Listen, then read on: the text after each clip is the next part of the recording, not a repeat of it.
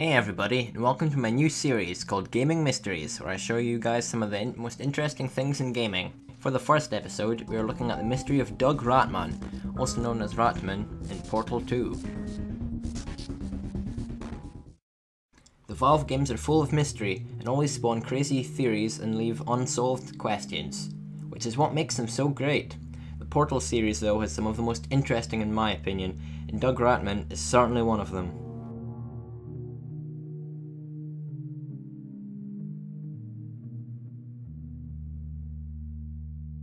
In Portal 2, the story has Chell, the mute protagonist, waking up in a stasis chamber representing a motel room from the Aperture Science facility.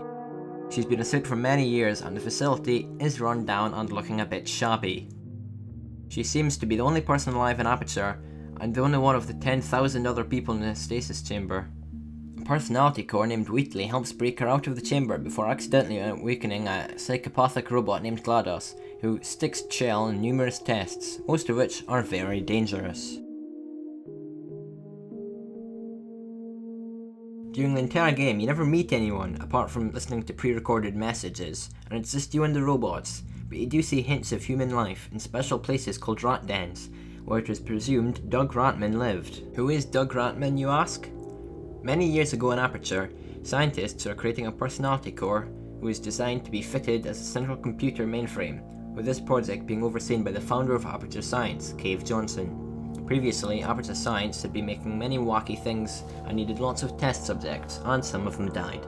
Less and less people wanted to be test subjects. He started grabbing hobos off the street and using them, and after that he used his employees, as technology had advanced greatly with robots replacing a lot of them. He eventually had no one to test on and in desperation spent his fortune on moon rocks, which ended up being toxic. Dying days, he got some scientists to create GlaDoS in hope that he could end up occupying the machine's AI. There's more to this, but most of it isn't important. Anyway, GlaDoS's design was led by Doug Rattman, who wasn't happy about his job, as every time they turned GlaDoS on, she tried to kill them. While discussing this with a co-worker, the worker says that this is this generation's moonshot, and Doug says he would rather have gone to the moon.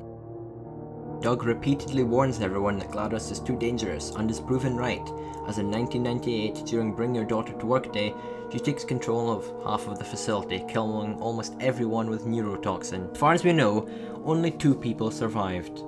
Chell, who is possibly one of the daughters of a scientist who died from neurotoxin, and Doug Rattman. Doug managed to survive in Aperture by using the test chambers to let him into the maintenance areas, aka the rat dens, which is what I'm going to show you now. The first den is located in Test Chamber 4 in Chapter 1. Break the glass and then go up the stairs.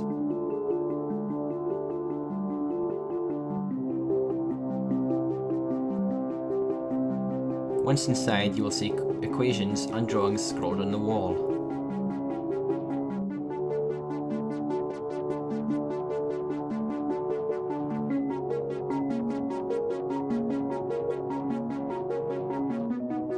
The second den is located in Test Chamber 3 of Chapter 2. While the first den seemed to be some mathematics, the scrolls on the wall make no sense whatsoever.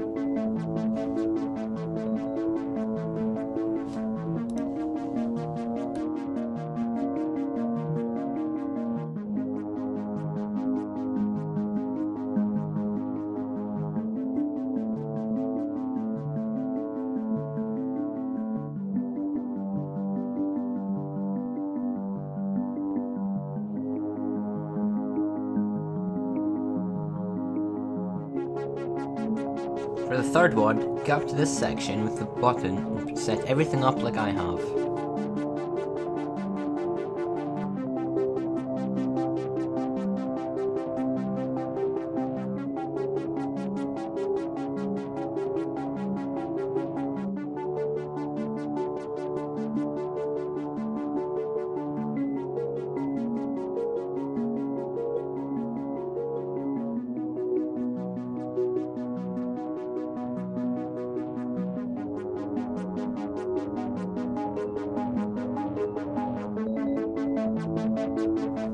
See cans littered on the floor and the words "Smooth Jazz fails," which presumably means he went through the beginning tests like us. From the garbage, you will find a radio, and it makes odd transmissions in the room. We'll be talking about this near the end.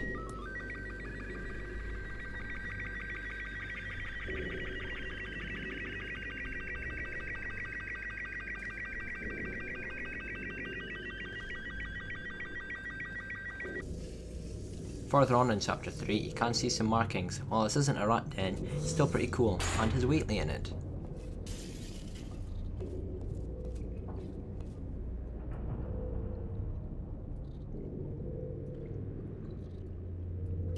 Now, I believe in chamber 4 of chapter 3, we can find another rat den, and this one is probably the creepiest so far, considering what is scrolled on the walls. AKA a load of gibberish.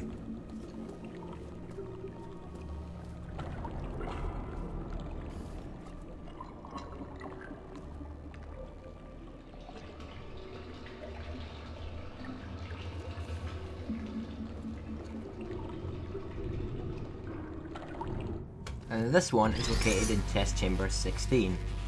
What you need to do is pretty easy, as you can see on screen.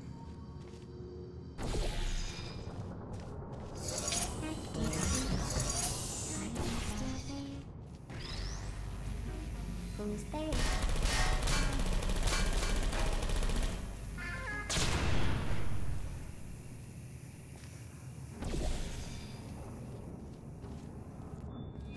Once you destroy the turret and you go in, you can hear the turret serenade. Maybe Rattmann had programmed them to do that. Who knows?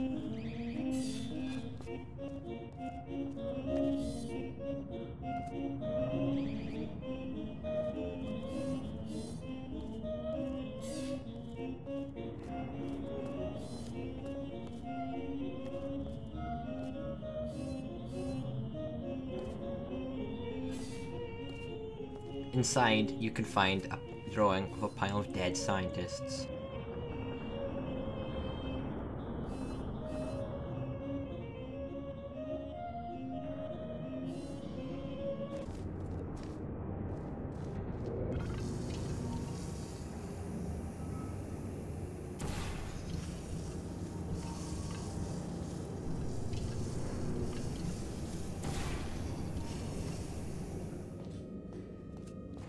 The last one is by far the most interesting.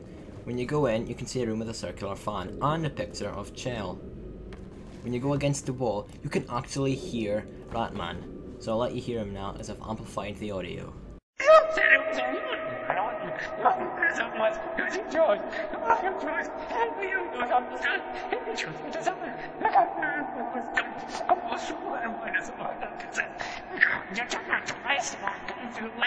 It's commerce to do. It's food servers. It's started yet. It's just a start. Let's get done now. I beg you, madam. This is all of you. And all of you is dead. Where's the confidence of? Just go.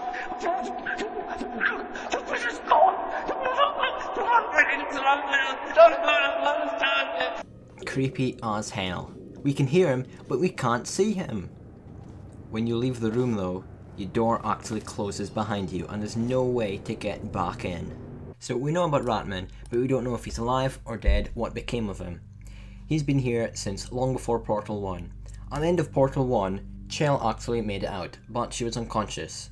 And possibly even dead. It's all thanks to Doug though, who saves her life by putting her into a cryo chamber, keeping her alive until it's opened again.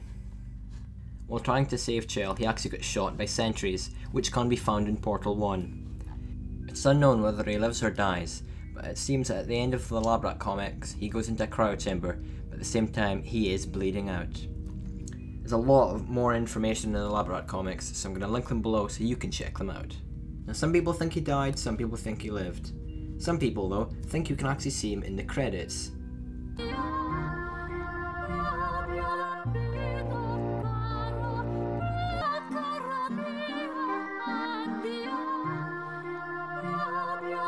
Surprise, surprise though, that's probably just a Franken turret.